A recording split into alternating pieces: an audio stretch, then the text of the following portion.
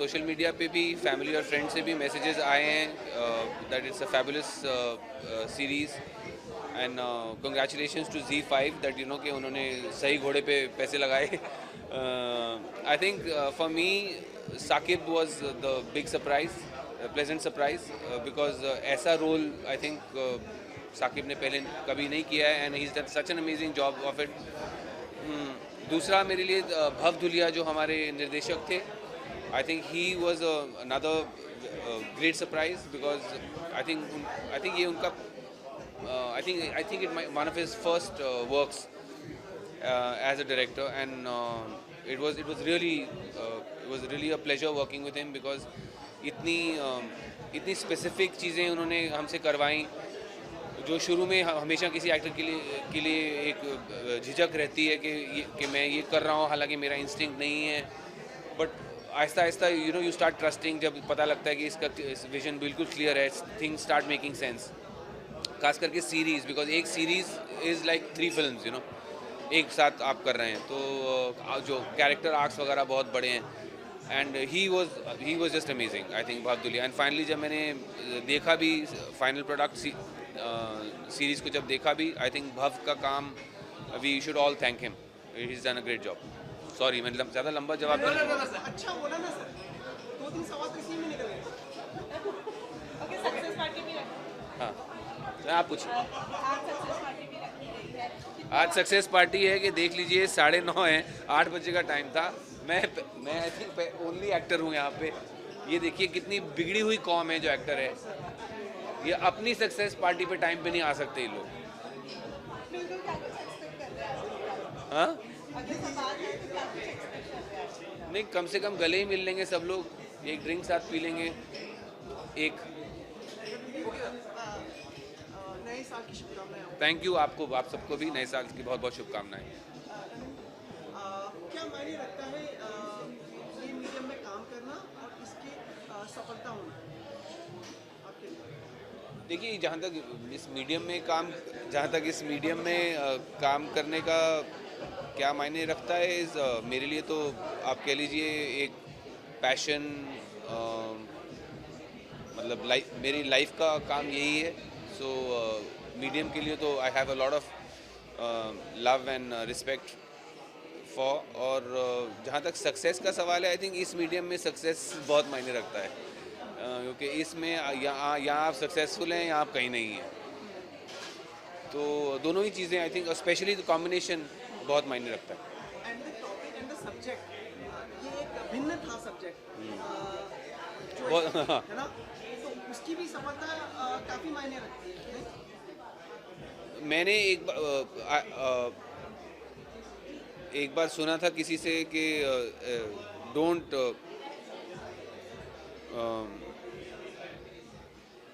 Don't think less of the idea because the idea is 50% of the work done.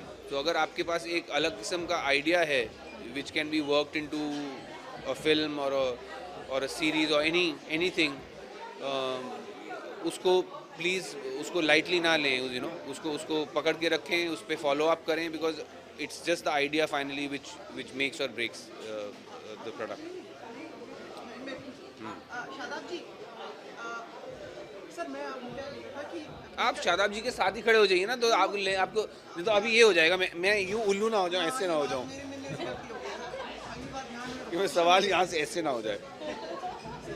बीता साल जो जैसा भी था, हमारे कार्यक्रम बन रहा है, उसके लिए बात कर रहा था मैं आपसे कि डू यू थिंक आप रिग्रेट करते हैं किसी चीज़ के लिए या नहीं करते हैं, मतलब पिछले साल के लिए, मतलब ऐसी 2018 में हाँ कि आई एम नॉट सॉरी. मेरी रिग्रेट्स की लिस्ट बहुत लंबी है भाई. तो 2018 की अगर आप बात करेंगे तो उसमें भी काफ़ी, मैं 5-10 तो उसमें भी निकाल दूंगा. ये जीवन में अगर मान लो कहीं जाए आपको जो भी है उसमें ऐसी कौन सी चीज़ें for which you are not sorry, मतलब I am not sorry for what? I am not sorry for anything actually. वो गाना आपने सुना है ना, फ्रैंक सिनात्रा वाला, आई डिड इट माई वे. सो वही है रिग्रेट्स. मतलब रिग्रेट्स को ये नहीं है कि I am sorry about them. You win some you lose some, कोई भी डिसीजन आप ये सोच के तो लेते नहीं कि मैं गलत डिसीजन ले लूँ. हर डिसीजन आप यही सोच के लेते हैं कि मैं सही डिसीजन लूँ. बट कभी कभी because life is a very complex affair, कभी कभी वो चीज़ें नहीं वैसी होती जैसा आपने सोचा है। सो उसमें कोई सॉरी बोलने वाली बात नहीं है। आई फील कि लाइफ का रुतबा या जो भी एक लाइफ का मायना ही ये है कि आप जो भी आपके पास इंफॉर्मेशन या डेटा है उस पर आप कोई डिसीजन लेते हैं, but there are no guarantees.